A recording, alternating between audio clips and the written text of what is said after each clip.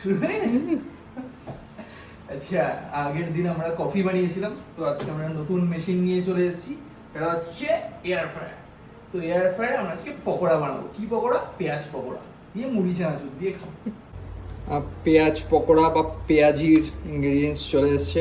এটা হচ্ছে পেঁয়াজ, এটাকে বলা হচ্ছে বুলেট লঙ্কা। অনলাইন আনিয়েছি, কি আনি কত ঝাল হবে একটাই দেবো। আর দেবো একটু ধনে পাতা আর একটু বেসন। তো পেঁয়াজগুলো প্রথমে কেটে নিই, একদম এরকম করে কেটে ফেলবো। আর কাটার পর এতগুলো পেঁয়াজ হয়ে গেছে, আমার মনে হয় এটা একটু বেশিই হয়ে গেছে, একটু কম কাটা উচিত ছিল। ঠিক আছে, এইটুকুই বানাই। এবার বেসনটা মেখে নেব আর এয়ার ফ্রায়ার প্যানে একটা বাটার পেপার রেখে দেবো। এগুলোকে এবার পেঁয়াজির শেপে দিয়ে দিয়েছি এবং ওপর থেকে একটু তেল স্প্রে করে 15 মিনিটের জন্য বসিয়ে দিলাম। এই যে এখানে দেখছি টাইমার কমপ্লিট, দেখি কেমন হয়েছে। হয়েছে ভালোই। এগুলো আমি একবার উল্টে দিলাম, এইবার আমি আবার 10 মিনিটের জন্য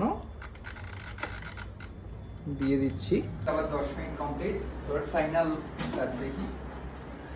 ভালোই লাগছে দেখতে, দেখাও। বাহ, ভালোই পকোড়া লাগছে।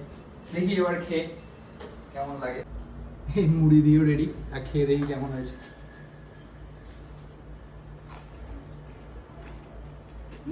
ভালোই হয়েছে।